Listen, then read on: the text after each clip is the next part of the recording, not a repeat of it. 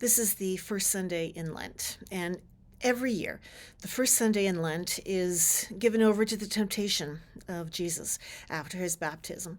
We don't hear that story in John, but in Matthew, Mark, and Luke we do. Mark, of course, just abbreviates everything. It's fast, we've talked about this. It's fast, it moves, it doesn't stick around to give us a lot of detail that we might find in Matthew and Luke. But the way Mark is written is a little bit different, a little bit has a slightly different focus than Matthew or Luke provide for us. So we start off with John the Baptist baptizing Jesus, and he comes out of the water. And the Greek is beautiful because the Greek basically says he ripped open the heavens so that the Spirit could come down. And then Jesus plunged up out of the water. So the two of them meet, and it's power that they meet together. We miss that in English, but that's kind of what the Greek is suggesting, this overwhelming force of energy just magnetically bringing the two together. And the Holy Spirit is there and says to Jesus, not the people around, but to Jesus, "You are my beloved. With you I am well pleased." And then in this spirit of energy, the Spirit takes Jesus and drives him out into the desert. We don't have that in Matthew and Luke. They just say the Spirit leads them, or he went out into. It's much more gentle. But Mark is not about gentle. He's not about spending time. He's not about kind of warm and fuzzy getting us into the mood. It's like, okay, this happened and this happened and this happened. So in this passage, Jesus is forced out into the desert. But he's not there alone. And that's something that Mark does uniquely that the others don't. We read in this that Jesus is sent out. It doesn't say how long. 40 is the tradition that we get from other scriptures. But Jesus is sent out to be tempted, to deal with whatever he needs to deal with. The person who got this private message from God and is now forced into a time of reflection and really deciding. I mean, I'm sure the human part of Jesus was deciding, is this something I want to be about? Is this something I'm going to be part of? Is this something that I'm willing to put my life into? Because we always have to remember that Jesus is fully God and fully human. The human part does rear its head, and so often we don't want to pay attention to that. So often it's the God part that gets the majority of the attention. We talk about the Christ more than the Jesus. But Jesus is the one struggling, wanting to know what's what. And while he's there, he has a relationship that even the wild animals are safe, and the angels tend to him. Different again than in Matthew and Luke. The angels take care of him. There's no sense of him not being there. There's no sense of him starving for 40 days. He's taken care of. The supernatural world is taking care of Jesus while he does this very, very human thing of introspection. And then after he's finished, he comes out of that and realizes John the Baptist, and at this point we do not know the relationship between them. Through the Gospel of Luke, we know that they're family. Mark, Matthew don't allude to that. But John, who had baptized Jesus, who basically had started this process, is now arrested. He's out of the way. And Jesus is the one that starts his ministry. You can almost see a parallel here from also the Feast of Cana, where Jesus is asked to fill these jugs of wine and by his mother, and he kind of pushes back, and he essentially says, "Mom, I'm not ready." And she says, "Yeah, you are." We get that energy, we get that sensibility with this reading in Mark, that when Jesus is tempted, and then he realizes his friend, his companion, his forebearer, his forerunner for sure, is now arrested and out of the picture. The message is, yeah, you're ready. There's so many ways we can make this meaningful to ourselves. Having a sense of temptation, having joined a community that we still haven't learned much about, having been forced into a place where we don't think we're ready, but the energy, the spirit, the people around do think that we're perfectly primed and able to do what this needs to do. Temptation is our story. It is so easy to just think that everybody around us who has been in church land for a long time or who has long-standing faith, and this is faith against in any tradition, quite honestly, that long-standing faith that there's no doubt, that there's no more mountains to climb, that there's complete understanding and conviction, that there's no challenge that goes in, and that couldn't be further from the truth. We put most of our focus on young people and their growth, which is legit because they're learning what's happening and they're developing an understanding of our culture. But we don't pay enough attention to the struggling of those of us who've been around for a very long time.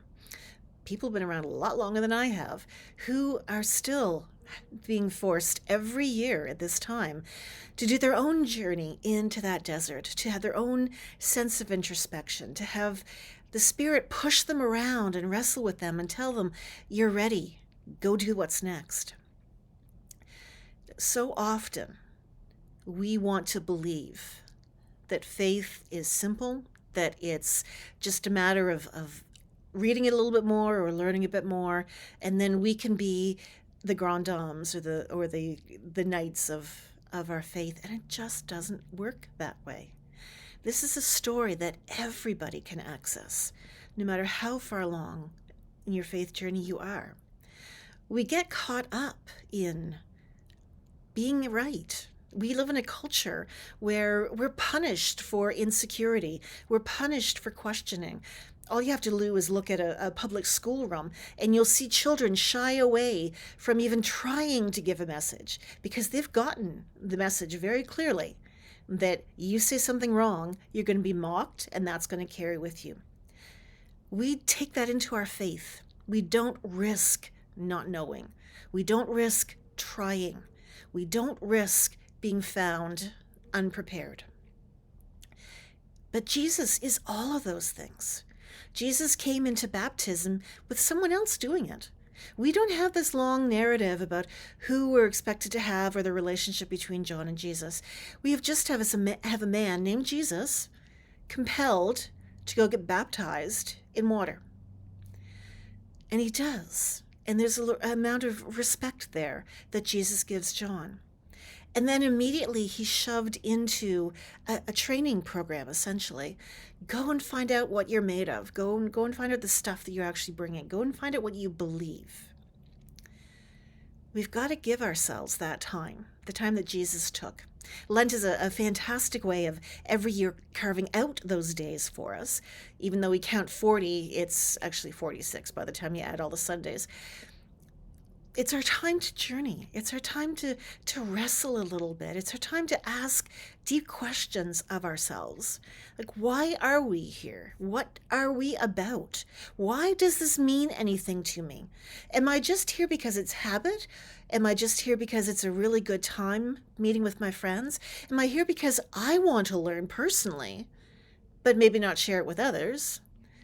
Or am I here with a sense of evangelism, a sense of discipleship, that I need to grow more, gain more, understand more, so that I can take that responsibility to share it with the world more seriously?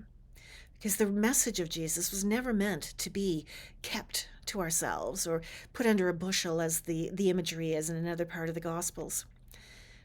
When Jesus came back, he knew he had no time left.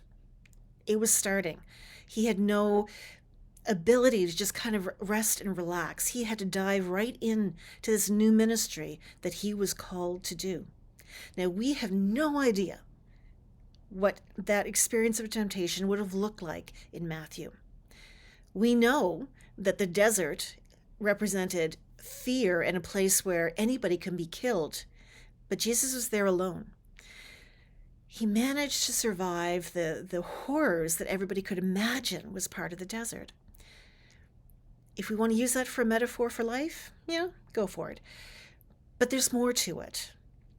This struggle that we need to do, and we need to do it annually. We need to come back time and again, to go a little deeper, ask harder questions, maybe put the magnifying glass just up a notch so that we can look a little more clearly into who we are and where we've developed. Every one of us has lived an entire year since we did this last year. Things have changed.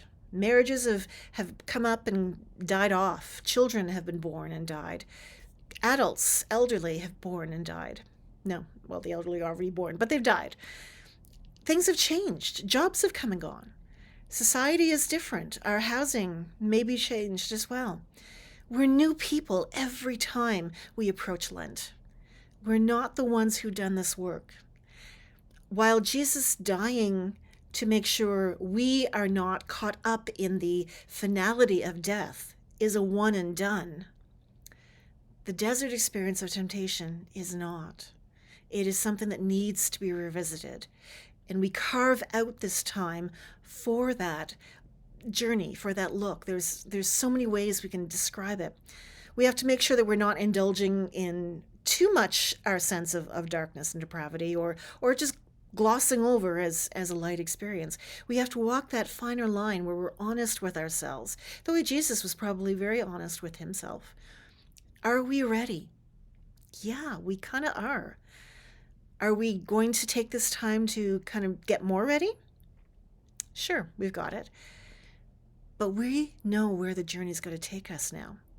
We're going to take this time, this precious time of Lent, to do the work so that we're ready come Easter, to continue on in the ministry that Jesus calls us to. The ministry that Jesus might not have thought he was ready for, but he really was. Same as with us. We might not feel we're ready, but we are.